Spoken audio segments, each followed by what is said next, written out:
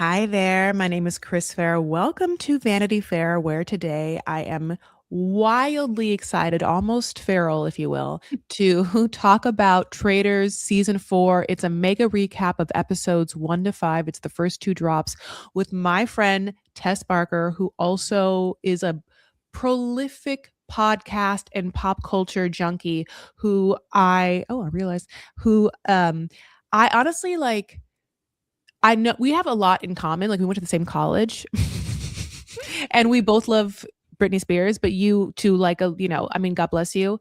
We both have like so much, and we both love females, and we both love talking, and we both are like adorable. And so, it's been so lovely knowing you for so long, and I'm so excited that you are into Traders because like getting to talk to you is a fucking joy, and about this show with someone like you is like otherworldly. Hi. I feel the exact same way when you invited me to come on. I was like, I mean, duh. I feel like you're a person that, like, the moment that we met, it was just kind of like, oh, yeah, of course we should be friends. Like, Yeah. duh, yeah. I think it was like, yeah, we met and then I was like, oh, you also went to my college? I was like, and I think that just like blew my mind a little bit because I was like, why don't I know? Or like, I was like, oh, Right. yeah. And like, no, I mean, it sounds funny to say, but like, no one went to LMU. Yeah, of Kind course. of. Yeah, no one that works or does anything remotely in the industry that like, well, I mean, I hate to say that. There is some Well, people, of yeah, I course. mean, Linda Cardellini. Linda Cardellini and Chris Sullivan and Colin Hanks, Colin Jen Hanks. Candy.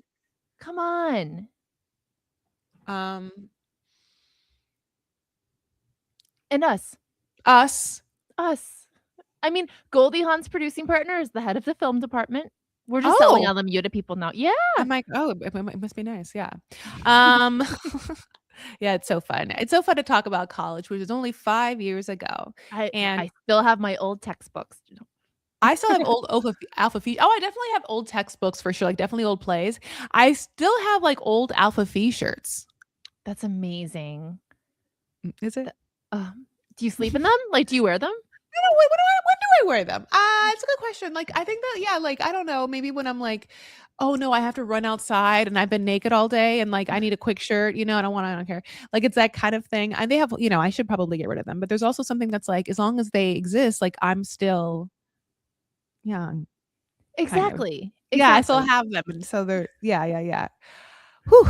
Anyway, but I'm so excited. You do a lot of podcasts. I'm sorry, podcasts, but like you're doing a pop culture podcast that's like about pop culture mysteries. And like Mhm. I feel like there's so many weird mysteries and conspiracies. Like alone for Britney, have you talked about whether she's like that, one of the like government robots that like, was Wait, died and stuff like that and like came back to life like the you know what I'm talking about. I don't. Oh, people think that she's like, there's like all these sex Wait. robots that are conspiracies. It's MK Ultra. Have you ever heard of MK Ultra? Oh, I've heard of MK Ultra, of course. Yes. Yeah, people think that Britney's like MK Ultra. And Oh, I there's am familiar with that. Yeah. Of course. Yeah. When I was like really deep into the Britney stuff, I was getting so inundated with so many different MK Ultra adjacent I'm sure. theories, which the really weird thing about that story is like some of the stuff was true. Like, I don't know if you remember, but there was a while where people on TikTok were like, Brittany, if you need help, wear yellow. And she wore Yes. yellow the next day. Yes. And I really think that she saw that and wore yellow for that reason, which at the time, even I was like, you guys, we're trying to do serious reporting here. And it was like, oh no, she really was reaching out with her Yeah. yellow wet seal shirt. Yeah. You ushered in the Free Britney movement. You know what I'm saying? I don't know what to tell you. Like, that's just like, it's for the rest of my life. It's like, I mean, it's like it's a transcendental thing. You know what I'm saying? I'm so happy for you. Thank you. You were actually the guest on the episode.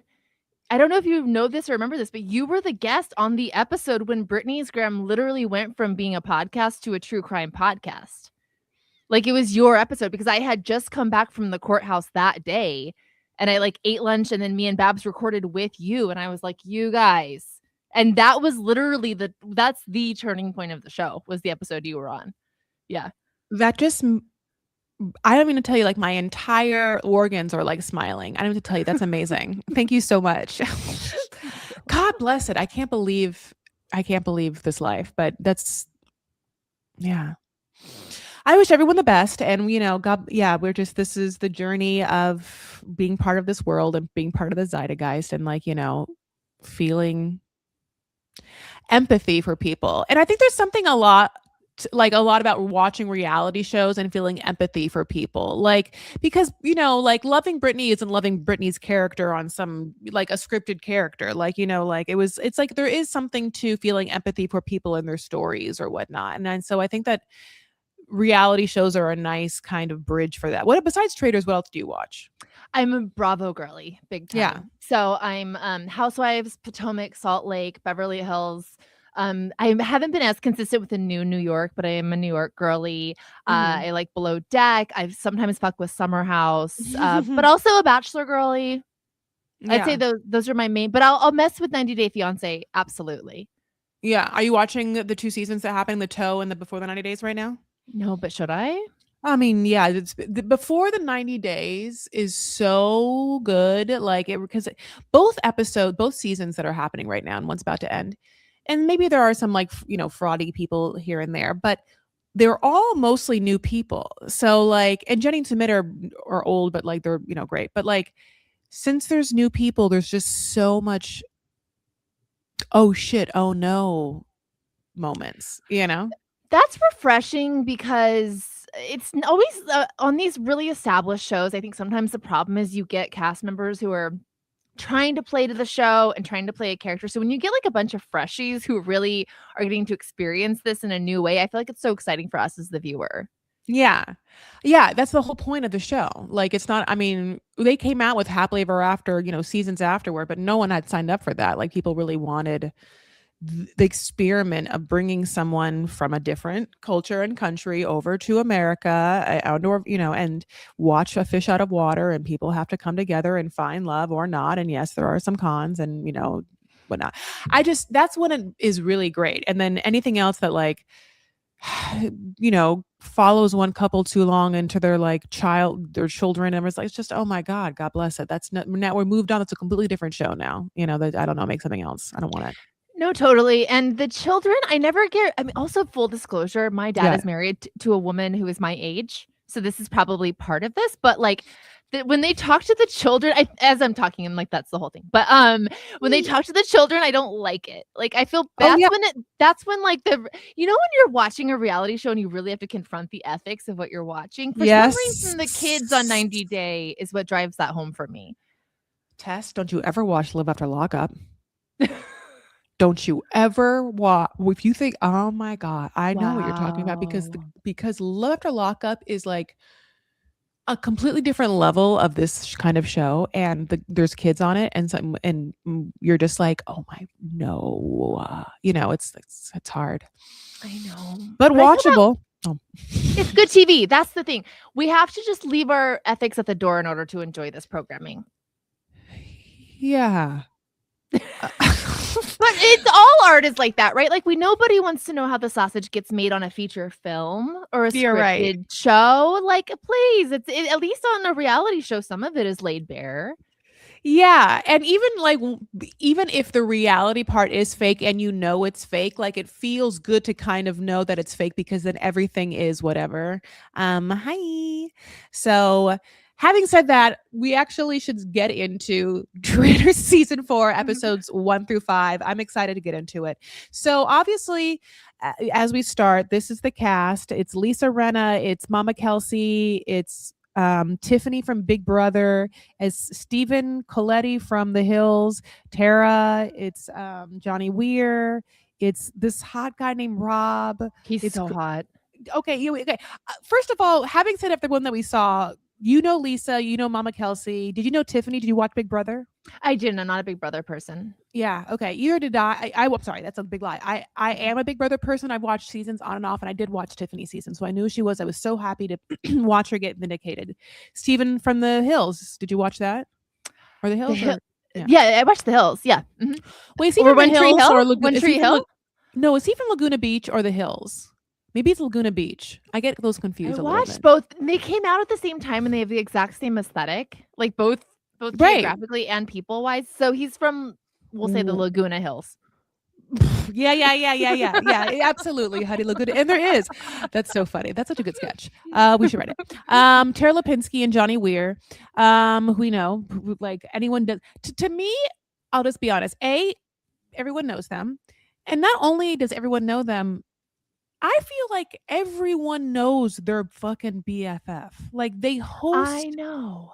they host the fucking Olympic figure skating prime time show together and have been doing it for the past 45 years. They're like, Stephanie Eubanks and Bob Edwards or some one of those, like, Exactly. yeah, they are like, where like that was like if Stephanie Eubanks and Bob Edwards had to suddenly pretend they didn't know each other, you'd be like, you bitches have seen each other every year for the past 79 years. Like, you obviously know each other, right? Like 9,000,000%. And even if we can like table that for a moment, are we seriously to believe that the two figure skaters aren't friends? Like, are we supposed to believe that the world of Olympic figure skating is so vast that two figure skating peers are just acquaintances? Right. Right, though. Right. I thought that was asinine. Like, I thought it would have been smarter. But here's the thing.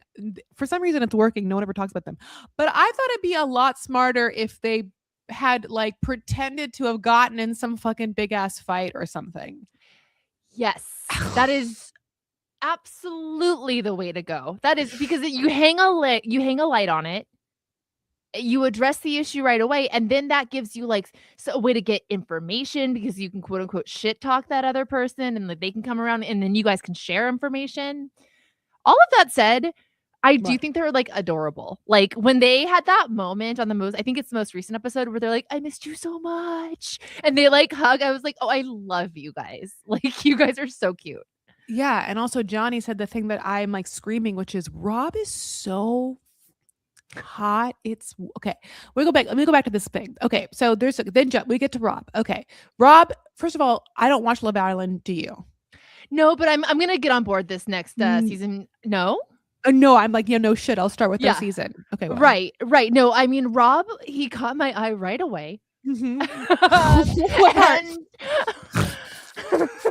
Uh-huh. You yeah, guys. Yeah. those dumb tattoos, Sure. those stupid tattoos, and honestly, his personality has been great. I'm loving him as a traitor. I I love know. how he interacts with the housewives back there, and these overalls he wore in the last season, that just felt almost mean to all the women and gay men. It was Yeah. like, how dare you?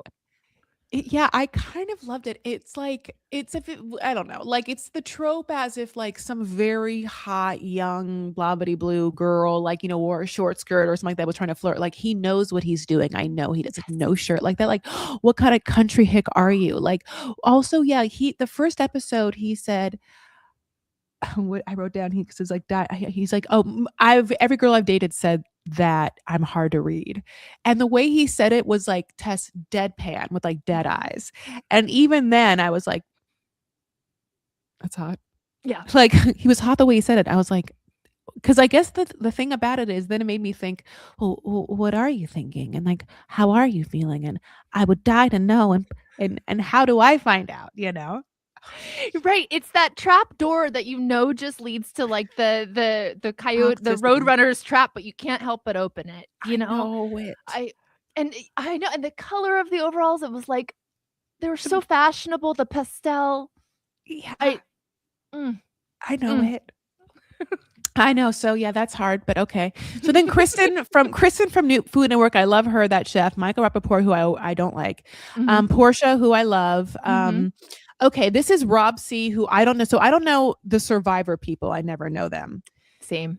And then Ron, who's a comedian from LA. What a shock. I mean, I've I been was shocked for some reason. no, I've been absolutely floored by Ron being on because, like, yeah, Ron is like in my circle of friends. Like, I've known Ron forever, and I'm loving having him on the show Yes. because it cracks my face every time they cut to him. I feel like he's so coming from my point of view because I literally know him, but it's also making me really protective of him. I don't like how he's being treated, and it's like hard to watch a guy who I know is a really sweet guy be accused of being shady.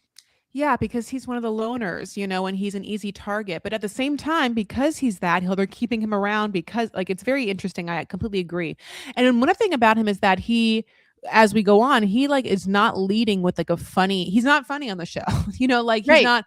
He's not trying to use humor. He's not wearing, his version of the overalls. He's not trying to like, whatever. It's just an interesting thing. He's like really coming from a completely different angle, very sincere and trying to play the game, like trying to play the game assertively, which can come across, obviously in many different ways, which is like, being too aggressive and then, having an agenda and all the things that paint you as being traitor-esque. So yeah, I also love him on the show. It feels like an everyman. Exactly. Exactly. And I think he's like a little bit funny, but I don't know that there's like who's really funny though is Rinna. I'm like, I don't know Oh if there's yeah, opportunities to be funny, but Rinna's finding the moments. I mean, she is. Yeah, she is. And so is Camille. yeah. So going on, Moira, who I also don't know from Love Island, but oh my god, I have like literally paused to be like, how does she do her eyeliner? And can I do her eyeliner? And like, how is it so sharp? And like, it's really great. She's beautiful. And like her Yes. Irish accent, I'm like, oh, the people in Love Island, okay, they're very attractive. Okay. Yeah. I mean, Tinks and Tots, just every time she does that, I'm like, oh, the Traitors, like, oh, I just like love a rhotic ass accent. Like I love an R, like, I don't know what it is. Like the, Mhm. whew. So basically, and then as we go on, Camille, who I don't know, but because of Bravo, Mhm. yam yam yam. It's either It's yam. spelled whatever's opposite of how we actually, or you say it Yeah, opposite of it's jam, but it's Yum spelled Yum. yam yam. Yeah. That's what it is. Why it's confusing to me. Eric, who I don't know, Yeah, I don't know, Eric. I think he's um, a musician, musician. Yeah, I just like Monet, who I do know. of course. And then there is another survivor. Her name is Natalie. Didn't know her. You Mm-mm. know, Mark Ballas. I know peripherally from obviously Dancing with the Stars.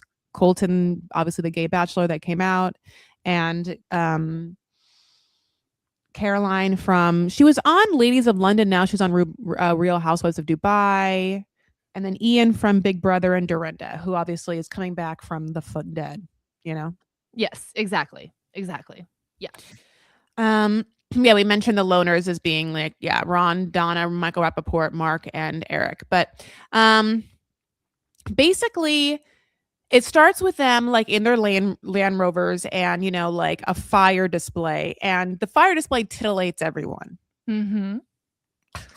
I love that's part of the reason why I love this show is because I think that I love the immersive production design and like the way it does like spook the cast members. Like you don't get the sense that like they're putting on a show that they're actually like, 3 feet away. There's like a regular world. Like you really feel like they are immersed in this like murder mystery theatrical experience.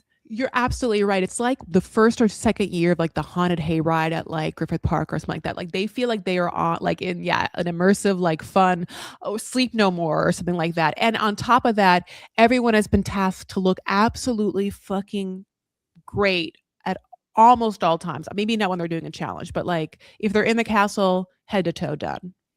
1000%, with the clear exception of Michael Rappaport, who keeps showing up in like a Kirkland crew neck. I I wish that he just truly wasn't even on the show. I mean, Yeah.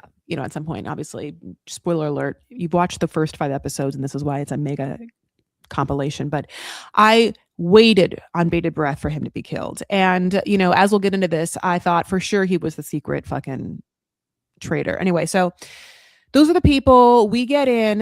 The first thing we do is get a very fun plot twist, which is that there'll be a secret traitor, and the way it works is that there'll be the main traitors, and there'll be like a lone wolf that gets to choose the menu of people that they can vote off, which I like. I like a little twist. I loved it, and I thought it was a really smart story producing idea because what it did was it put us, the audience, in the point of view of the cast, right? Because we didn't know, and it was like, "Oh, I can see how you're kinda second guessing everyone's weird looks or everything that everyone is saying." Yep. Did you were I it was great. Yeah, as they do, they get to watch everyone go up, have this procession where there's this little box, and then Alan's like, you're it or not, and you just have like a poker face or a not poker face. Now, I assume I would fail miserably. With your poker face? Yeah, You I have a don't think bad poker I have face? I don't think I have one. I don't think I have one. I think that I like, and even in the trying not to show emotion, I would be showing how much I'm trying not to show emotion. Like there is no, I'm so extremist. I'm so black and like I'm just so extreme that it's very hard for me to just be like calm and cool and collected. Mm. Do you think you would do well on the show if you weren't the secret traitor? Like, would you be able to Yes. hold up the ruse otherwise? Yes. Okay. I know that sounds like crazy. It's just that I think that I want to be a traitor so bad that if they had to watch my actual reaction to finding out, like that's the one thing that I like don't know if I could like deal with. Like once you give me a role, honey, I will commit and I will die. Like I will Okay. bleed out on that fucking stage before anything happens or I give it up. But like, yeah, like because I want it so much, it's like, how do you watch me sit in the news without knowing that I like am so happy? You know what I'm saying? Yes, and I think I don't know if we're gonna reveal who it was yet, but that person, I clocked right away that Really? yeah, yeah, yeah. Okay. Yeah. Yeah. I was they okay. So as we go on, as that happens, they have the first challenge, and the first. Oh, well, let me say the Alan picks the traders, and the traders he does, just by his usual walking around slow mo walk with like a lot of like elbow ins, like he's like playing the slowest defense in basketball ever, like he's about to like come in and then decides it's just it's so funny, and it reminds me a little bit like Heads Up 7 Up a little bit like when you were like in a rainy day in school. But also I Mhm. was gonna say, did you also play, and I wanted to ask you this before, any Mafia or Werewolf growing up? Mafia. We played Mafia, and then we had a game that was, I guess, exactly like Mafia called Murder, which is Mhm. same thing. Yeah, but Mhm, it was mhm. great, and it was scary because you would turn the lights out and just, like, the thrilling same thing with Heads Up, 7 Up. There's something really thrilling about being, like, secretly chosen for something. Yes. What is it? Sensory or just your eyes closed Yeah, or I think that's what it is. I think it's like a human thing that we're wired to kind of like be on alert if we don't have a full view of what's going on and someone's like reaching out to us. that's so sexy. I know, right? I know, yeah. So basically, he picks, and I was surprised. It's Candace, Renna, and Rob. And the reason why I'm surprised is that there's no gamer. And I mean, and at this point we don't know who the sacred traitor is. Sorry, secret traitor. And so at this point I'm hard assuming that it should be one. And then I mean I'm assuming that it just because why so many real housewives? Did you think so? What'd you think? I don't know that I thought that because Rob makes it like such an interesting group that I wasn't like worried about like, oh, is it? I wasn't really worried about the gamer contingency, and that might have been because I don't watch a lot of gaming shows. Mm-hmm. Yeah. I also think if like remember, so obviously last season, the Rob of last season swept the fucking shit. So it's like, Mm-hmm. I think that maybe there was just trying to also not have someone who's too aggressively playing a game who maybe has a little more like social game involved. But Yes. I'm happy. I didn't know Candace, but I love everything about Candace's backstory. I just love that she's like smart as fuck and just like I'm obsessed with her nose. I stare at it all the time. It's beautiful, that little button nose, and Yeah. she's so much fun on Potomac. I really recommend Potomac as a housewife city. It's a murder's row of amazing women, and Candace definitely holds her own there, and I'm really enjoying her. And Yeah. Rinna. I mean, Rinna is one of my favorite celebrities of all time, period. So, I'm thrilled.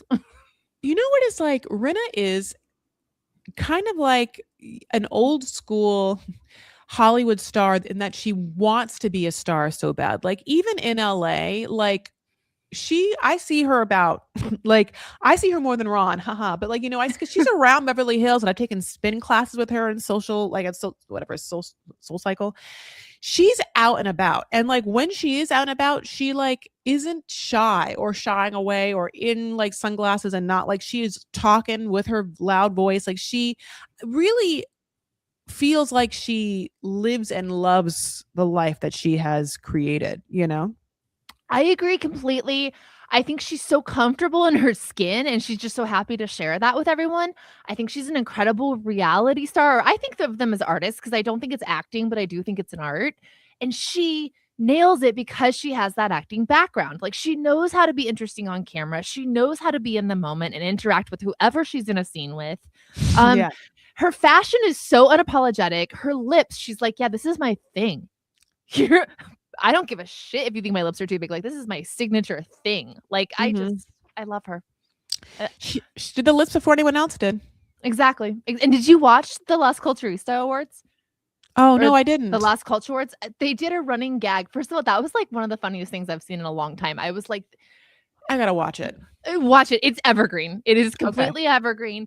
But I will spoil this. Like, they have a runner throughout the entire award show that is Lisa Rinna runway modeling the nominees for Best Outfit of the Year. And the way she's serving in those runway looks, it's just like someone so in their element and so happy to be on stage and getting attention. It's incredible.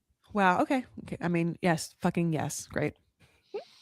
Um, basically, we all know that no one cares about the challenges. They are usually the most boring part of the show, except for the fact that it is fun to watch them like get scared. But they don't care about the money, and I almost wish they had something else happening. This first challenge is like fill the graves with coffins, and the people with the graves and the coffins are up for blah blah blue. So just boring. Yeah. Rob, yeah, Rob is up, who obviously is a traitor. Ian, Singer, Eric, and Dancing with the Stars, Mark. Um, and then obviously in the Tourette, the traitors come together and as we move on to episode 2, we find out Big Brother Ian has been killed. And it's basically because he's a genius and he's real smart. And they were just like, I don't want to deal with you. I think it makes sense. Yeah. Yeah. It's like not too crazy. That's like it's kind of like a chaotic kind of thing. It is, two housewives are took out a gamer, like, so I think that would be of interest, in the just because of the big brotherness of it all. And I think the Survivor is too. You have to think about the numbers per group. And so if the first person to go is your group, then you have to assume that there's a reason. But I don't know. Even though Lisa's going to kill someone too, I don't know. You know what I'm saying? So Exactly. it's like, yeah, it's just like the politics of it all. In the second challenge, people. This is like an interesting one where it's like people are being carried like fucking Cleopatra. Okay. And then you can get a shield. If you get a shield, it's like a coin that you drop into a little box and then you just claim the throne. And at first, all the dudes are like, no, I'm not going to like make anyone, carry me like Stephen. I don't know if it's Stephen Coletti or someone's like, my mom raised me right or whatever. And of course, Moira, Camille, I think Caroline are like sitting pretty for a long time until Jam Jam gets a coin and he like feels kind of bad, but not bad enough to get a spot on that fucking Right. Cleopatra throne. Because you're immune if you end the challenge and you're the one on the throne, right? So it's almost like musical chairs meets chariot. Um, I thought that challenge like seemed really like legitimately physically difficult. Like, they Yeah, were hauling that thing up hills and stuff. Yeah, some of these challenges I'm like, wow, they are really putting these people to work. I know. You're right. You're like, I mean, you would have to like have done like a regime to like get prepared, at least get the core strength, Right. like And special ops or special yeah. forces. And What some were of you gonna these say? people are like older. I mean, I'm thinking particularly of Donna. Mama. I mean, yeah. Yeah. Yeah. Yeah, absolutely. No one's like, Mama, just get up there. I know. No one was raised right. No. So basically, after Michael and Jam Jam get in a fight, and then Michael is suspected as a traitor because he's also like annoying, and the traitors get the list of people they can nominate, and Michael is not on the list or whatever, and this not Rob also feels like that is suspect. And I also found it suspect because he is so annoying that you would think that he'd be on the list immediately. So when he's not, people and Rob and me are like, oh no, is he the fucking secret. Totally. Yeah. But I think the strategy there is, and I think it's a smart one, is like on this show, for the traitors, you're better off kind of like keeping that person that everyone wrongfully thinks is the traitor alive because it deflects attention from you. So I understood why he wasn't shortlisted for that reason, like in Yeah. hindsight. Yeah. You're right. You're right about that. That's true. It's interesting, but then but I didn't realize that. So I saw. I mean, I guess I was like, that's why he's the traitor. But, Mhm. um, listen, Mama Donna is not talking, at all. Like, she's just not bringing anyone in. She's not having conversations in the confessional. She's like, I'm just so starstruck or whatever. But at the same time, she knows Ron. They worked on something together, and she talks to Ron a little bit. This whole situation was just too much for me. I mean, I love Taylor Swift, so, like, from get, I was like, "I'm sorry, sweetheart, like, your daughter-in-law is Taylor Swift. I don't think you're starstruck by Ron Funches." Like, I'm sorry. Like, Yeah. your sons own the NFL, and that was, like, all she said the whole time, like, "I'm so starstruck from you." It's like, "Yeah, I love Monet Exchange too, but you're one of the most powerful people in the world." God, yeah, she doesn't know it. Right. She also, like, people tell her, I'm surprised that she doesn't snap into gear. Like, when people tell you that you need to do something more, I'm always surprised that they don't do it more. Like, even Lisa, as we know, is a great reality show. She is a traitor. And, like, she is not acting how she typically would act. And I think that you have to know how your personality is and then prepare for two versions of you, like the faithful version of Mm. you and the traitor version of you, because you can't just be like very outspoken and like gonna take accountability and like, talk about Munchausen and like, all the things that we've known her to do over the years, and then just come on fucking Traitors and be like, is there any more smoked salmon? Like I know, and, like, it feels, like, pretty uneven, like, every once in a while, she will, like, hit the gas and be like, "What? I'm Lisa Rinna, like, what?" And then, like, yes. she'll be quiet for, like, long stretches of time, and I think it is because she's not a gamer, like, as much as she's an amazing performer, she doesn't have that kind of strategy. She would need to have befriend, like they would need to almost have a gamer as a traitor, or have Camille or someone be like, no, Lisa, this is what you have to do. You're going to have to go for someone. You're going to have to like create a distraction, go for someone, and like, not try and get the blood on your hands. Like, it's like that kind of thing where you create a situation where someone is then, um, put to look bad. You look good, but it involves you in a way that you look like you're playing the game. I mean, I don't know what it, Mhm. and as this goes on, like, it would have to reveal herself. But basically, um, at this moment, Portia is doing one shitty thing, which is that Portia, and they have footage of it, keeps referring to herself as a traitor. She's like, as we know, there's four traitors, there's four of us, there's four traitors. And we're like, what? And like, if Rod had just made it up, that'd be one thing. But there's like multiple times that she does it in multiple rooms and multiple people hear it where she just keeps saying that she's a traitor. I know, I don't know what that's about, except it must be like an intrusive thought thing, like, is that the same part of your brain that's like, "Don't drive onto the other side of the road," you know what I mean? Like, whereas, like, you're trying so hard not to say something or not I don't know, like, that's the only thing I can think is that her nerves are making her, like, say the thing that she knows she shouldn't say. Yeah. I don't know. It's not good, though. It's not good. No, no, I can't wait for her to like watch a mega clip of her doing it and be like, girl, what? Why did you keep saying that? And her to be like, because she doesn't seem aware of it. But yeah, that is obviously Ron keeps that. I mean, Mama Kelsey, everyone, Donna just like clocks it. I think Michael Rappaport clocks it. At the round table, Ron goes for Portia. And then, and cites all this, and everyone had heard it, and she fucking did. And she, isn't, going to like be able to snap her laurels together and come for him. And she doesn't really know Ron that well. And as the votes go on, Lisa fucking votes for her, which I thought was also a bad move. And I think it goes into what we're saying is that Lisa needs to like, someone had to have told Lisa how to fucking play a game. Who would you have voted for if you were Lisa? Ron. Yeah. That's what Camille's doing. Yeah. And Yeah, and she 'cause you have to go with someone like, you definitely can't be like, have a wild card pick, like, you do and I think Rob is doing this very well. You have to kinda, like, blend in and go with the flow. So I guess I get why she voted for Portia in that way of, like, she was trying to do the safe thing of just go with the group. mhm. But the thing about it is like the unspoken rule is that there's gamers, there's Bravo, there's some loners. And so like you come in knowing this is like your tribe or whatever. This like feudal fucking it's like horrible, but to say it's like yeah, it's like what this, you just have to know that that's an undercurrent. So anything against that, people are going to wonder why.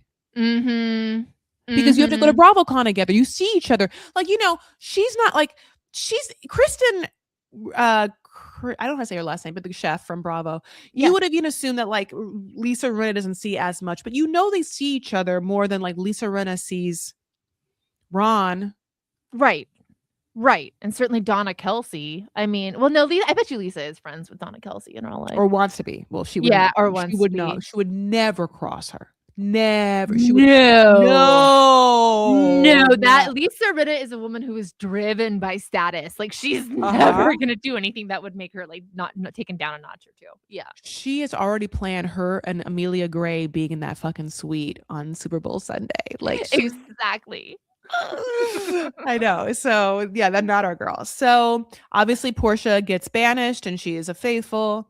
And then, you know, um they they have to murder someone in plain sight is like the next kind of big thing. And I just want to say this is like such a lackluster murder in plain sight whole scenario. Like from the past, I loved a murder in plain sight that involves that little secret room that you have to get to off the library and then they have to go and get something and do something and something. It's like what they had to do, which was behind a frame, there's like a secret tarot card you have to grab and someone just has to distract people, but the frame is in the kitchen, which is a gathering place. So they all go to the bar, which is one thing, but the way that Candace distracts to me makes no sense and for how long it would happen. And I unless you can tell me that conga lines are an actual thing. Tess? No, and listen, if anyone wants them to be an actual thing, it's me. You know? Okay. Okay. I How long do you want it to happen? oh, that's a great question because 'cause I've been in them. Um Thank you. Thank you. Uh-huh. Yeah, yeah, it's a 30-second thing. 30 Okay. seconds or less. Yeah, yeah. And then people they do start falling off, like, pretty quickly. So to Yeah. retain a conga line, the whole way they handled this whole murder in plain sight, I thought all of the traitors did really poorly. Like, all of them were showing their cards, all of them. Like, Ye all of them were acting a fool.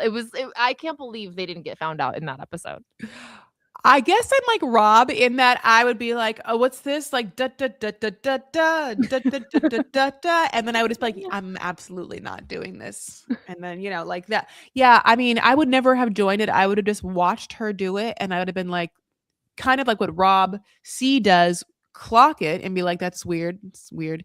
And also be like, something's in the air tonight. We're hanging out here too long. And the cameras are looking at us in such a way that I can tell that murder is afoot and it's the murder in place. Like he like clocks it, clocks it, clocks it. Now, in the past, we know that there's been chalices or someone has to drink and such a thing. And so Rob thinks that there is going to be an act done to a certain individual or set of individuals that will mark upon them death almost.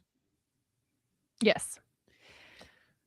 But that's not what it is because there's no physical act upon certain people. Like that's what's confused. Like that's not murder in plain sight. That's what's confusing to me about this thing. Like all they have to do is grab tarot cards, like I said, from one fucking room, go through them, and then burn them, the ones they want to, in the fire. Like, am I missing something? It No, seems like that was the whole thing. I mean, I guess it was a little challenging for them. Yeah, like you said, to get the area clear. They had to like find which picture frame had the card. So you are gonna have to be like moving picture frames to do that. It was nutty though. But I think Rob messed up. He should not have told anyone clearly that he was on to the murderers. That's where he messed up. Yeah, yeah, yeah, yeah, yeah, yeah, yeah. But then, yeah, like Rob, Trader Rob and Rinna, they sit down to like a chessboard, and it was like, please, I mean, anyone who was around, it was like, so if we're playing chess, how should we? Which one would you take? Who's the And pawn? Yeah, yeah, yeah. yeah, yeah, it was so obvious and so heavy-handed. It was like that was making me nervous. So I do feel like I was nervous for this whole segment, but it was because of how inept they all were. Yeah. And Rinna's like Rinna-ing out. I mean, she has 0 poker face. She's like, "Yeah, that one's good. Yeah." Nothing. Also, Greta, you've been on God's green earth for less a seasoned woman amount of times, and you don't know how to play chess. It's just I chess is one of know. those things like poker or blackjack or chess. It's just like checkers. It's like you do know how to play. How have you like not known how to play your whole life? No one sat you down and told you how a rook moves in an L space. Like, no, Right, and I'm sorry, you're telling me Harry Hamlin doesn't play chess? right? I don't think so. That's all he does. Exactly. He's made out of chess. My God. Um, I do love that she calls her husband by his last name. Oh, always, and she's always excited to, like, tell him news, and you can, like, in your mind, picture his face as he hears the news, which is just Mhm. just with devoid of any sort of emotion or whatever. Yes. Um, so the short list of tarot cards is Tara, Kristen, Monet, and Rob C. And guess what? They kill Rob C because he knew that a murder was happening, and he's also a smart gamer. So now I'm like, oh, that's a lot of gamers, but God bless. There's a fight between Rappaport and Jam Jam, which Rappaport is kind of like obviously fighting and being overly obnoxious to everyone at all times. Mhm. Mhm. I think you see this a lot on reality shows, like, across the board genre-wise, because it is such a mentally messed up experience, I think, to be on one of these shows, to be, like, outside of your regular life, to be in this, like, crazy bubble where they're intentionally trying to manipulate you. So you take a live wire like Michael Rappaport, who doesn't seem to have command of his emotions ever, and you drop him into a situation like this, and it is chaos. Mm-hmm. Yeah. Yeah, it absolutely is. Yeah. Um, he he kind of toggles in between thinking that he's a housewife, but he's really not, and he like doesn't really like anyone, and he's like sort of awkward to everyone, and just he's people keep saying this, which is funny because it's true. He's both a horrible traitor and a horrible faithful, and in that a chaotic person in itself. Like there's what is that chart called? I'm talking about, where it's like chaotic, evil, good, and you go Oh, down the list. yeah. It's like neutral, and then it's like whatever. He I don't know. chaotic evil. I You know what? I He never is knew what chaotic that evil. was, and then someone told me that's from Dungeons& and Dragons. I think it No. is from Dungeons& and Dragons. Is it? Yes, That's how yes. prevalent it's like, yeah, because I see that shit all the time. Not all the Yeah. time. Backhanded Yeah, it. no, yeah. Yeah, Yeah. there was a while on, like, Twitter where everybody was chaotic neutraling, and then finally I, like, phoned a friend, and I was like, "What is this?" And then I learned that it was from Dungeons& and Dragons. Yeah, Yeah. I'm like chaotic good, I think. same. That's why we like each other. Yeah, yeah. Yeah. I know. Oh, good, good, good. Yeah, so basically, uh, the roundtable happens before the mission for this episode 3, and Michael Rappaport and Donna's names are back in contention, as is Ron's after the Portia targeting fiasco. And basically, even though everyone is scared, especially Colton, of going against Donna because the Swifties like you will come after them. Which, I don't know. Is that valid? Do you think the Swifties really would have come after someone for voting her off? This is so bad. And I'm just going to be very honest. Like maybe like 7 years ago when they were like younger. But I think the Yeah. Swifties, yeah, the Swifties have aged, and so I don't think there's like the amount of Swiftie trolls, I think, has like probably gone down, because I think that those people have lives probably now and like jobs, and it's just too hard. There's too much to keep up with, and, like, Taylor is feeding us in such a way that we have other things to be interested in and excited about. Like, there's Mhm. so much coming out that and I don't think that I just don't think that's something people would be upset about. Not that everyone doesn't love Donna, but like it's not her being like legitimately wronged or anything. Totally. Yeah. Like, and by the way, it's like, obviously I'm sorry. Obviously, Taylor has so many fans. It's like the people that would be going after someone on the show would be like the more trollish style, like, Yes. obviously fans, And so I guess yeah. So, and, the same thing like Nicki Minaj. Like, I know that there's like certain fan bases that like are socially upward, So Oh, I wonder how the Nicki Minaj fan base is doing as of late. I don't care I to actually know. know, but, Has to be like a God fucking bless. deserted. I mean, it has to be just like Mars wasteland. It has to be, right? Yeah, there's a tumbleweed just rolling through their feed. Yeah. I Anyway, good luck to you if you're a Nicki Minaj fan. I What a shame. know. What a I shame. know it. It's funny because I'm only saying this is so sad because I'm so old that like I really loved like all of like Young Money, Cash Money. Like that was like my like biggest like hip hop ness for so long. When they're all, I mean, I just love Lil Wayne and then everyone that he birthed or whatever like came from him. And I was just like, this is my trifecta, this is my holy trinity. And boy, is not the case now. Tough times we're living in, you guys, but Yep. yeah. But yeah, Yeah. no, I agree that I know everything about the Donna thing. I will say I did I was like when they were like when she was like, "What? I'm just quiet and I don't really know any of you." Even though I was like, I don't know about this like starstruck thing, there was a part of me that was like, "Oh, is she being misunderstood like Ron?" Like I never thought Ron was the secret traitor for whatever reason. I didn't either. I thought it was Donna, Jam Jam, and Michael Rappaport. Yeah, I thought it was either Donna or Michael Rappaport. Or yeah. I don't think Jam Jam either. But also the way they edited it, like they made Donna look really guilty too. Like it was like, but then it was like that. You never know on a reality show when they're faking you out though either.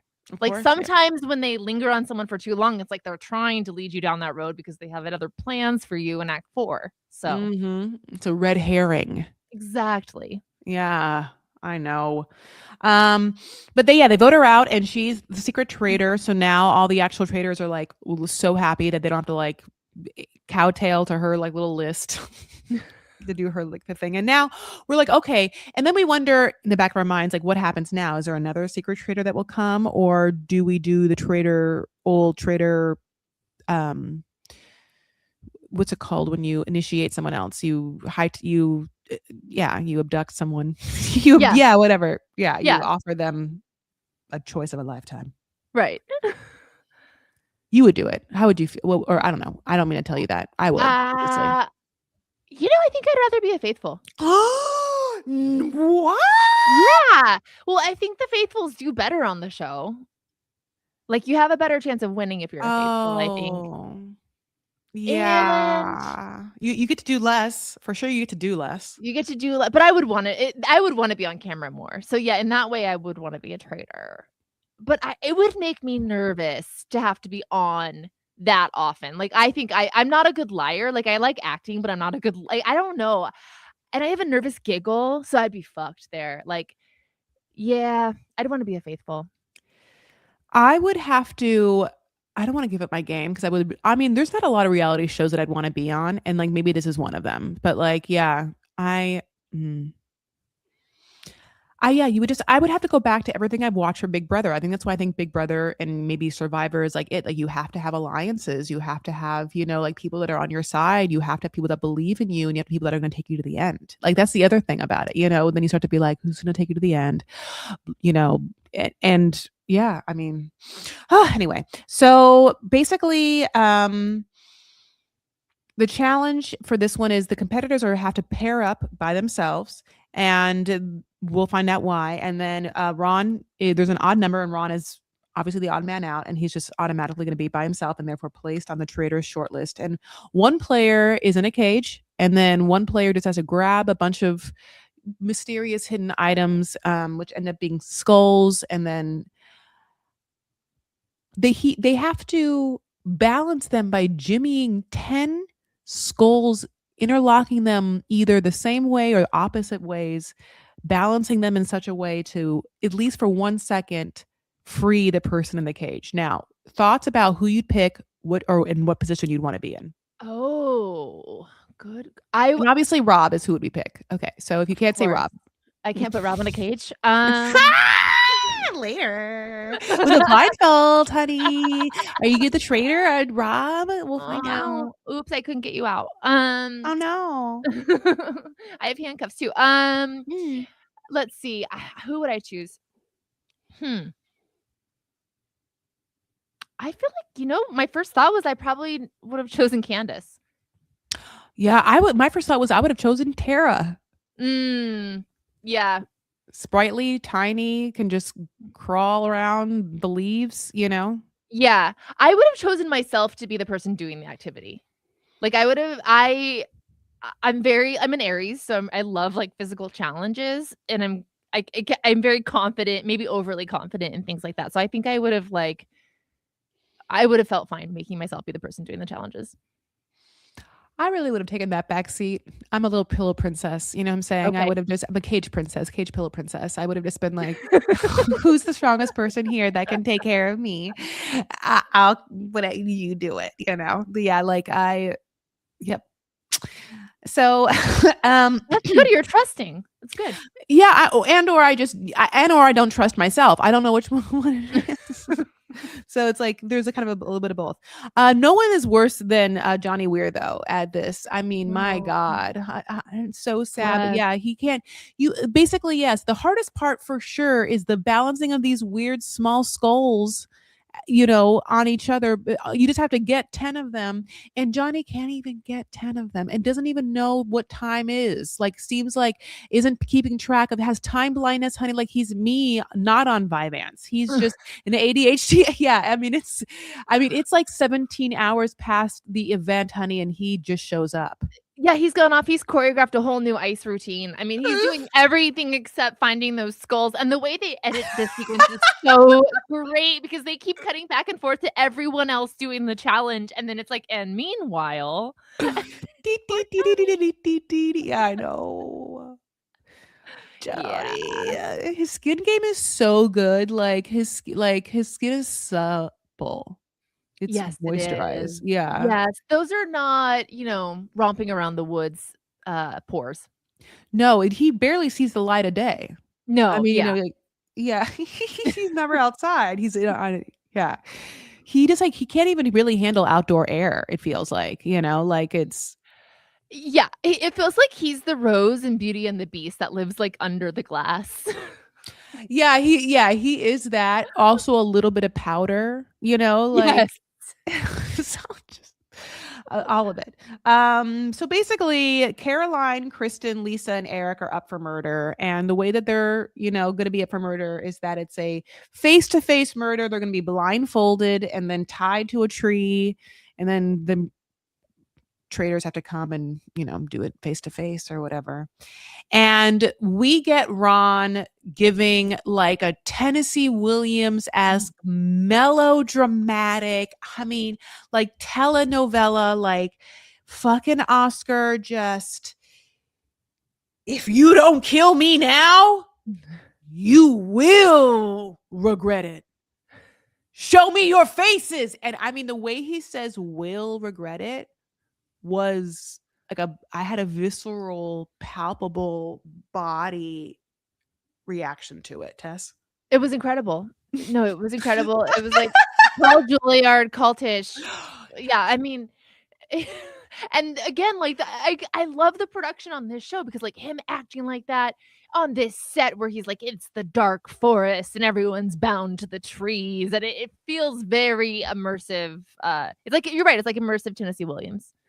Yes. Yeah, Yes. yeah. Or God, listen, I'm like, I forgot who the fuck is like a great Scottish playwright. Like, it's not Shanley. He's like, I don't know. And he's got like, God, there's, I guess like, Beckett is Beckett he's Irish. he's, yeah, God, this, yes, but I'll figure it out. Yes, it's just so good. So basically, episode 4 starts. Every time breakfast starts, everyone is looking for smoked salmon. Do you like smoked salmon, by the way? I'm vegetarian. Oh yeah, I forgot. Good. You have been for a long time. Yeah. I used to be a vegetarian and now I eat meat, but I've never in my life before or after. I don't touch fish. I don't like fish. Mm, yeah.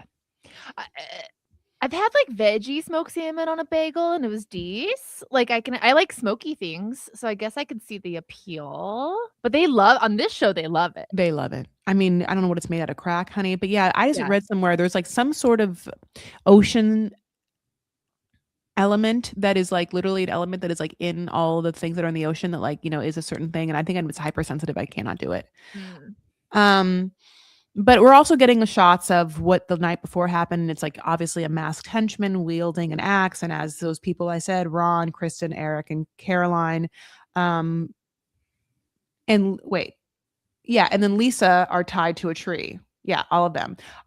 Waiting for obviously their fate, but we know Lisa is fine. She's a traitor. And then turns out that Caroline gets killed, and Lisa Renna, obviously has to show her face. And Caroline looks at Renna and she goes, "Renna, you bitch." So good. So good. It's like, this is why we're here. Like, everybody's getting the assignment. Were And you it shocked or? no, I wasn't because, and I think they talked about this and you brought it up too, like, they were killing too many gamers and it had to be a housewife, I think, to throw off the scent. Mhm. But I was gagged, astonished, amazed, loved Rena's response when Caroline goes, "Well, I'll see you at BravoCon," and Rena goes, "No, you won't. No, you won't. What does No, that you even won't." mean? Like, I'm going to avoid you, or I'm going to have you not be there, or it's so big I can like not see you and not have it be a thing, or not Or even know what's good also, for you. I mean, Rena famously has like a fraught relationship with housewives because she got kicked out in a power struggle against Kathy Hilton a couple seasons ago. Oh, so she's saying she won't be there at all. But it came off also as like, I think we can interpret it that way.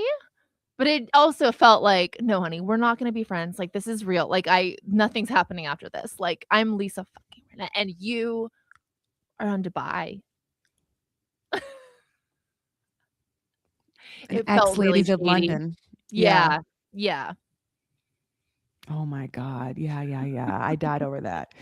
Um, but this situation is interesting because obviously now there's other people involved that were around the traitors, and there's various this murder. Okay, sorry. This murder has two things. A, the people that were there heard various things, and the morning after, because of last season with Caroline being a traitor and how fun it was, we know that there's going to be the morning after, like, inquisition where we can find out what people's details are for that night, and if there's a traitor amongst them who wouldn't give the proper detail. And so, Mhm. listen, at this point, Lisa, who hasn't played a good game player wise, I think was like told to prepare for this. And I was happy for her. You think the producers told her?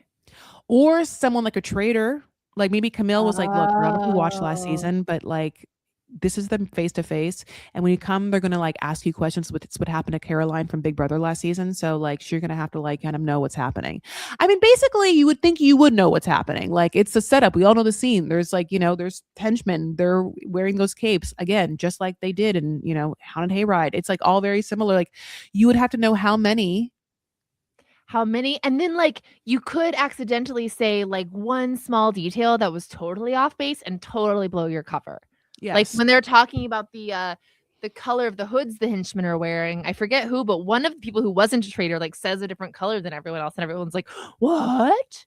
But Yeah. I have to be honest, I did not think Rena did a good job at that breakfast at all. Like, when they Too much. too much, and then they're like, "Rena, what happened?" And that moment where she goes, I need a cup of tea. I need a cup of tea. Yeah, yeah, yeah." And then like she's like so clearly Yes. stalling, Yes. and she seems so much more nervous than anybody else who was like recounting what happened to them. You're right. She wasn't selling it, I don't think. I guess in my mind, you're right. She didn't do a good job. I just was surprised that she even prepared at all. Like I was expecting her Yeah. to be like, "Oh, yeah, no, tea." And then just like I thought that she did then she went into full like, like, "Well, there was 3 steps. It was 3 steps each," like, yeah. But Yeah. Ron thinks he heard a very small stepped, light stepped person. And he's like, it's Moira. I'll tell you right now, there's one small person in this world. It's Moira. I know a bird when I see one, and it's Irish Moira, honey, the Irish sparrow over there, you know? I know, and it's like, that's interesting. Why do you think you had that blind spot around Candace? Because she's tiny too. Oh my God. I for some reason keep calling Candace Camille, and it's making me really, really upset. Okay, Candace, by the way. So sorry.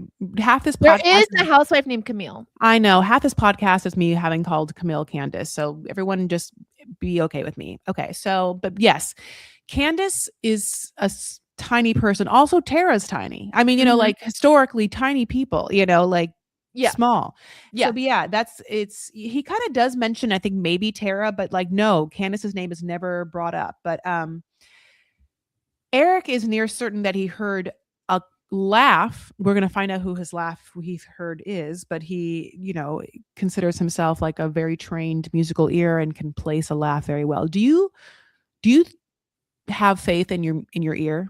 Mm, that's a good question. Yes and no. I'm actually hearing impaired, so I can't hear out of my right ear, but my Mm. good ear, I do. I mean, I work in audio, so like I think I have a pretty good ear for detail. Mhm. I think that I would be pretty confident if I heard someone laugh. Yeah, but Yeah, we saw how that. I mean, I do know. you have a good ear? I think I do. Like I think that if I can try and get into like that sort of like ninja state where I'm listening to just absolute breath, I think I can, but it's just yeah, I'm someone who also is only too happy to take a strong stance and an opinion if I can, only to like falter and be wrong? So Right. I think I would. Um Basically, Michael Rappaport also thinks he calls out that one of the hunks should be a traitor, and that hunk would be Rob, Colton, or Stephen Coletti, because all of them are playing a cool game. To me, Colton is being by far the most aggressive out of all those three. Steven is basically doing nothing. And Rob, we get camera time with mostly because he's a traitor. But I wonder, like, if Rob wasn't a traitor, how much of Rob we would be getting. Not much. Right. I think that's why he's an excellent trader. He's really I think he's by far the most skilled trader because it's why he's blending in so well. It's why he's getting people are divulging things to him. Like he's very neutral. He's like water. He can kind of just slip anywhere. But yeah, I don't think because he's not someone that stirs the pot. And that's who gets camera time. That's why Yeah. the ice skaters aren't getting much camera time, is they're not stirring the pot. Absolutely. I'll tell you one person who is Tiffany gets a memo and it's like do the most. And I don't know why I want Tiffany to do well on the show, and Tiffany's entire move to get to the next part makes no sense to me. But she basically recounts like I think it's Jam Jam and I think it's Ron, like I think it's Michael Rappaport. She like puts together this weaving of people. Jam Jam is a gamer Mhm. and basically on her side. Obviously, Ian's gone. And to me, having seen how many gamers are gone, as a gamer, I would assume that there wouldn't be a gamer as a trader. Especially now that Right. we Donna isn't. But she doesn't. She doesn't like she thinks Michael is, and I get that. She thinks Ron is, and obviously that's why he's around. Everyone does. When you look at the way Ron and Michael are playing from like an objective place, they're not really playing good trader games. They're coming off too aggressive too early on. Like when we Exactly. look at the traders, it's Rob who basically is doing nothing, Lisa who has now the mark of Cain on her or whatever because she's doing nothing, because she's hardly Mhm. doing anything, and Candace who is who has gotten into like a little skerfuffle with Portia we forgot to talk about, which is like, yeah, she had sort of tried to lie, and then Portia caught her in the lie with Michael Rappaport, and then she kind of got out of it, and then somehow no one got blood on her hands with it, but it at least made her like part of the game, and she has stuck to this thing where she's like, I'm going to always put Ron up. You're going to see me play a very clear game. Like I tell you how I feel. And it's like the smartest to me gameplay of the traders, besides that kerfuffle with Portia. Wish it could have happened with anyone. Yes. Yes. That's exactly what would make me nervous about being a trader, and I think you do need to have, like, a device like that to keep it simple so that you're not having to, like, spin too many webs. Mhm. Um, Yeah, I agree. Yeah. So basically the challenge is inner Celtic warriors, and they have to search. It's like a lot of the for some reason there's a bunch of go search for things just out, and like there's a bunch of weeds everywhere on this property, honey. Just go clean out some of those weeds. This time look for fire lances that you're going to then pierce the shield of like this large monster that's not inflamed, but you're going to light it up and then also take away someone's protection. That's like what the name of the game is. And you want to do as many of the monsters as possible. You get the most money, but then that's the amount of people that are not safe. And so everyone is there's groups of four, and they just start to have to find a lance, then run up, and then decide who to pierce. Mm-hmm. And Yeah. it's sort of like this person, that person. At first, it's like, well, everyone's going to kill Ron first. That's an easy one.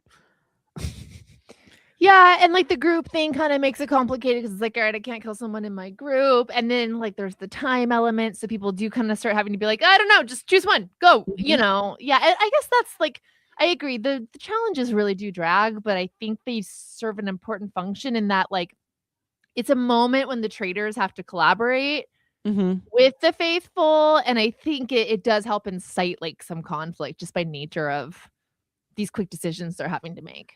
Yeah.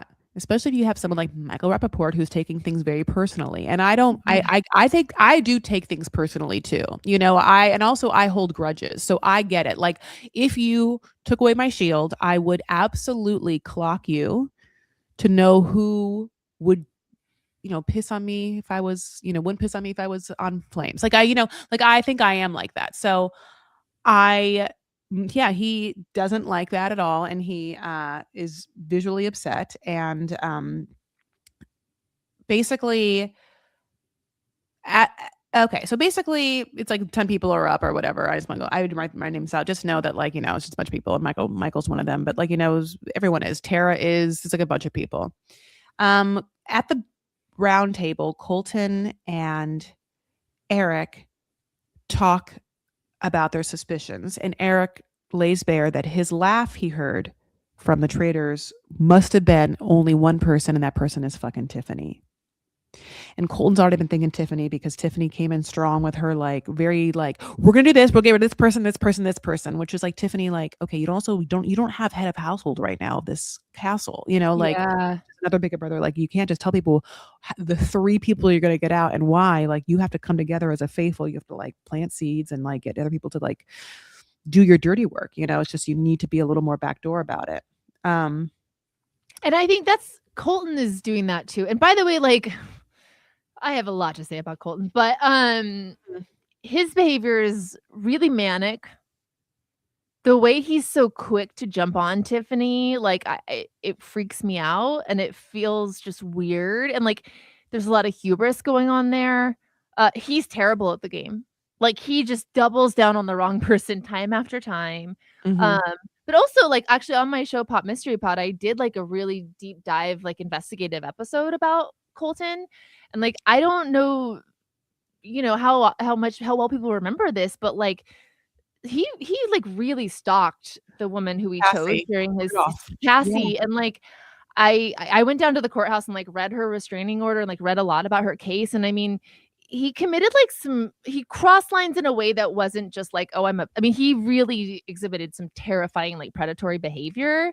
And has repeatedly been on reality shows since then, and she has not.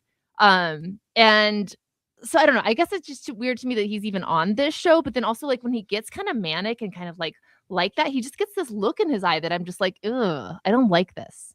You're absolutely right. You're absolutely right. It's interesting because Monet has a moment where Monet sees him and like says something flirty or whatever, and Kristen clocks it, and then Kristen starts to like vocalize, in especially this last episode, a certain distrust of Colton as well, even in the light of what we'll talk about, which is like all the allies and lovely LGBT members and like anyone with a heart come together, and Colton for Colton and in and for the culture and for the people and humanity themselves. And yet, yes, there's like the dual edge where that happens, and yet Colton, can't be trusted. So episode 5, Monet Exchange is killed. Uh, because the traitors killed him for mentioning also Lisa. He mentioned Lisa as being suspect, and Lisa has been suspect. So, and everyone knows Lisa's personality, and this is not what we're even seeing. So that's Mhm. why he's gone. And And also they, also Monet, I guess, is kind of alone too, because there's not other drag queens on there. you're right. Yeah. But Monet is not considered a traitor like Ron, on Michael, and maybe even like Jam Jam is. So like, yeah, it's just Mhm. crazy. Um, but it does cast some traitorly suspicions on Colton for Kristen, who like obviously, as I said, like feels like Colton was threatened in some way by the Drag Race star. Which I can't wait to like if she like lays bare a little more of that. The challenge is they have to retrieve these 8 matching statues and like restore the ground's water fountain. It's so fucking boring. But there's shields at play. The most important thing about this challenge is that there's a secret shield situation, which is that if there's a shield, you can grab one, no one knows who to be, and then you can like live your life. And if you grab a shield, you'll be safe, and someone will be dead. But if no one grabs a shield, then everyone can sleep well tonight. Yes. What would you do? Oh, Okay, I and I don't guess think I would grab a shield. yeah, you wouldn't grab a shield. No. Colton and Jam Jam are the only people that want to grab a shield because they're See? bad people. I know. See? And I don't know anything about Jam Jam. I'm actually confused as to why so many people think Jam Jam is a traitor. Like I don't get that vibe from him at all. Do you? I don't understand. Yeah, to me, again, because so many traitors have been killed, I'm like, to me, there's no traitors on that fucking like in that tourniquet or whatever. But Right. turret. Right. Yeah, I mean, I would have wanted. I wanted. Okay, it's funny. I wanted Jam Jam to be a traitor before the traitors were picked. Okay. Okay. Yeah. I think he would have made an excellent traitor for sure. I agree. Maybe that's Yeah. just where they're coming from. Like, Yeah. Yeah, because he's a gamer. He gets along kind of with everyone. He's charismatic. Yeah, okay, that makes sense. They just know the show and they think, oh, he's like someone they would pick. yeah, I Yeah. would. Like, they'd be Okay. like, I'd pick him if I would. He'd Yeah. be Yeah. great. Yeah. And yeah, so basically Candace thinks that Colton's gonna pick Shield, but he doesn't.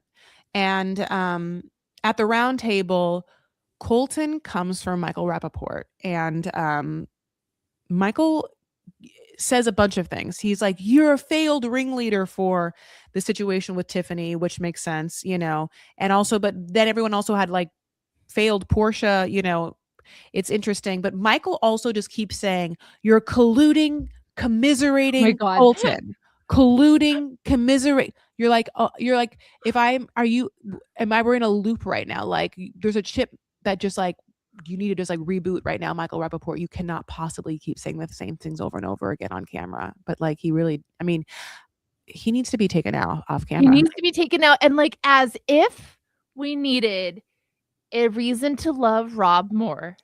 That moment where he goes, "Dude, commiserating means to feel sorry for someone. I'm sorry, it was driving me insane." I was like, "You're the goat. You're the Yeah. goat." I I love it. No shirt, those fucking overalls. You look like so, I mean, ding, ding, ding. And just like, yeah, just gonna encyclopedias for it. He's so hot. I love him so much for that. Yes. I don't think you're using that word. You keep using that word. I don't think you know what it means. He doesn't. And then he has to swallow that. Michael Rappaport has to swallow that. But then he basically says this awkward thing where he insinuates that because Colton was in the closet for a number of years, in that he is able to really hide something, and he could be a traitor because of that. And I mean, that is such a very shitty thing to say. yeah. And it's like, it's obviously indicative of someone who has no empathy for the experience uh, of gay people and or anyone in the LGBT community who has to like hide, or I guess anyone who has to hide like a self-identifying part of them Mhm. because of like society and what that means, and like what the turmoil of that is, and to like obviously infantilize that by saying that he was just a bad liar, or could be a good liar because he did that, is just not the thing to say to get anyone on board with voting for you, period. And like, No. And I love that I do love that they all kind of were like, all right, it's a game, but we all agree like this guy's got to go, right? Like yeah, they're like we don't care if you are or not, like we just don't like you. Like that's literally why we're kicking you off is because we don't like you. So bye. yeah. Everyone goes around. There's some people that still vote for Ron. And I found that so fascinating. Like, who the fuck is going to vote for Ron right goddamn now? But there are some people who are like, well, I'm just going Um, to stick like, and that is what Candace does. And I wonder if it's because Candace is like, I told you guys I would vote for Ron. But I think, yeah, it's interesting. I'm like, this is not the time. Basically, as you said, Johnny Weir is like, I don't give a shit what you are. I just want you out of my fucking castle. And like that is the truth. Like this goes beyond a game. The thing about it is before he even had said that, his personality was grating. I would want him not there. I agree, but I guess and I don't like.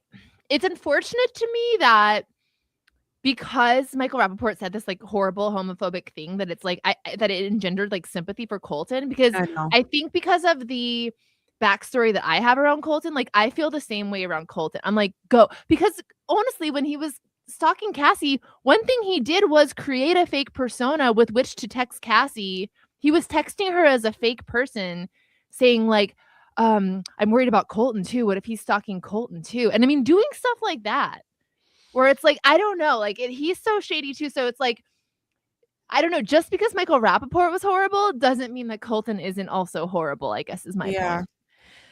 You're absolutely right. And thank God Kristen knows it. And the fact, I will even say this, the fact that the editors end the episode with that nugget means to me that in the next drop,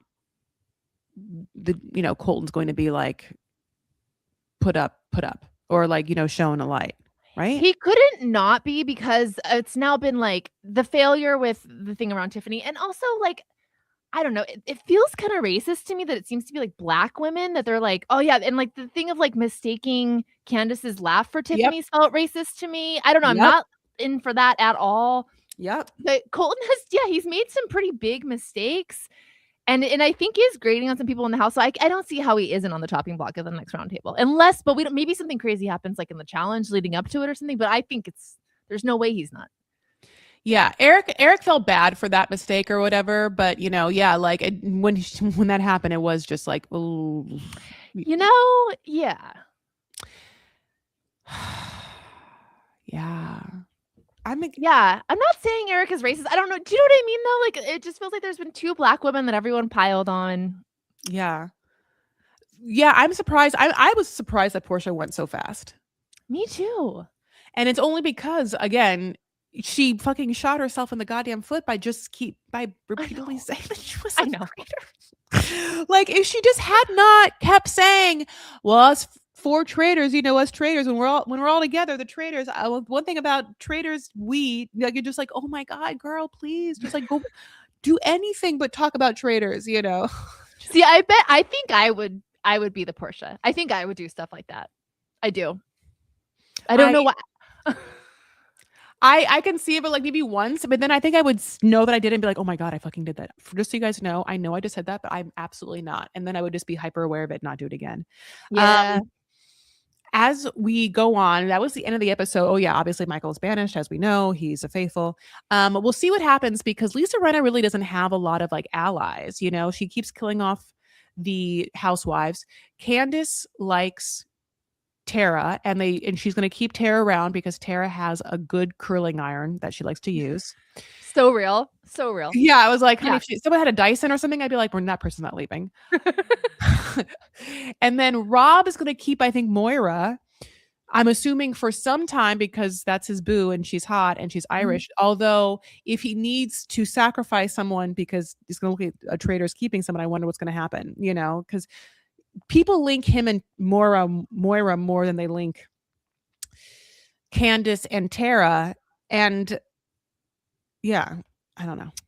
Yeah, I agree. And you know what was interesting is like towards the end of this episode, people are more people than just Monet are getting suspicious of Lisa. Lisa. And Rob made some kind of a comment of like, I'd like to protect my fellow traders, but like I don't know, it kind of seemed like he was implying like if I need to leave them out to dry, I will. So I don't know how much of an alliance he feels to Candace and Lisa.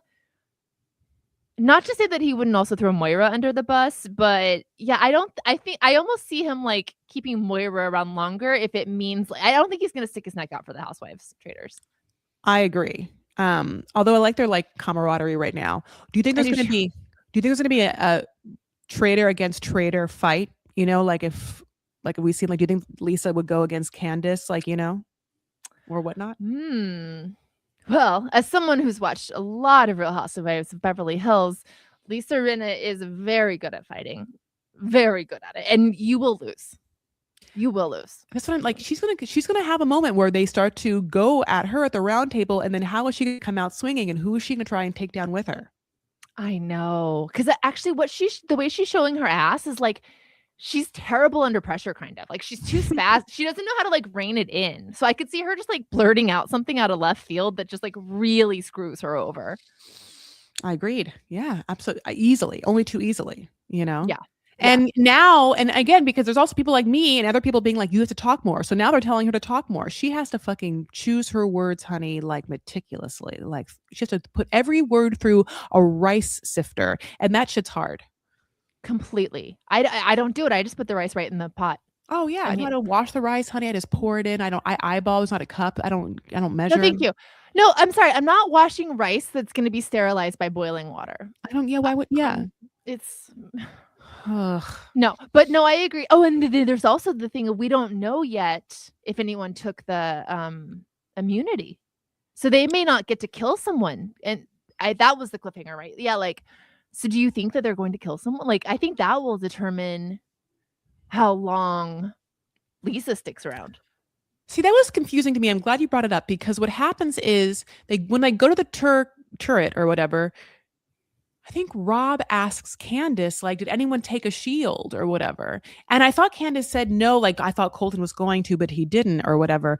And I don't know if that's just a guess and they actually don't know if someone did until they go to kill someone and then they so I was a little confused by that, but yeah, I don't think that they have shown like us, the audience, how much okay. they are telling the traders yet. Like I bet we'll find out at the beginning of this next episode, like what the traders know. Okay, good to know. Yeah. That's the end, my love. Oh my God, Oh my Tess, thank you God. so much for talking for an hour and almost 30 minutes about the first 5 episodes of Traitors season 4. What a fucking joy it is to have you on Just my an podcast. absolute there's no better way to spend a Wednesday evening, Chris. This has been a delight. I love you so much. I wish we lived closer together. I think that you live on the east side, but like I would love to hang out with you all the time and watch all this dumb shit together. I know, same. But thank you so much for being here. Obviously, we talked about your podcast. We just go ahead and give me all your socials, my love, and like where people can follow you and also where you would want people to hear stuff and give me all of it. Yes, please listen to my podcast, Pop Mystery Pod. That's on all the socials at Pop Mystery Pod. I cover all kinds of different topics. Like the episode that came out this week is about the bots that came after Taylor Swift. But we talked about the Dixie Chicks. I've done Diddy stuff. I've talked about what Jaws did to sharks. Like I just take different phenomena in pop culture and I do a super duper deep dive on it. And it's a really fun show. So please follow that Pop Mystery Pod. My comedy podcast, Lady to Lady, is Lady to Lady comedy on everything. And my Insta is at Testify Barker with 2 S's.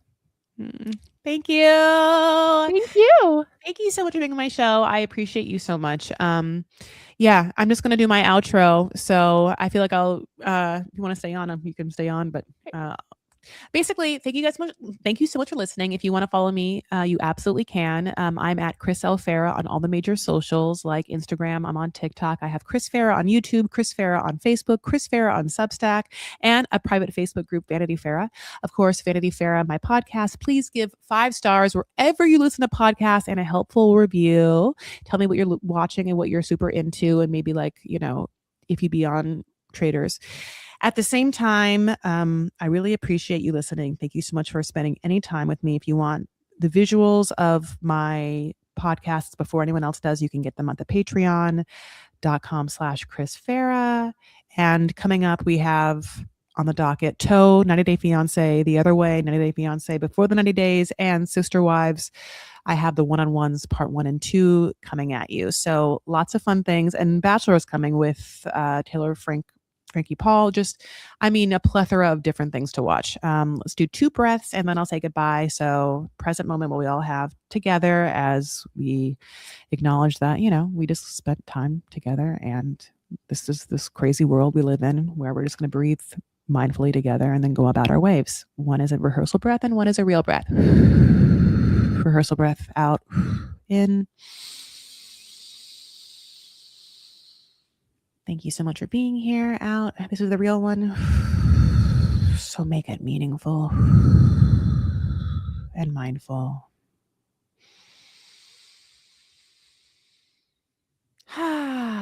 Thank you guys so much for listening. Take care of yourselves and one another. Stand up for what you believe and make art when you can. All right. I'll talk to you later.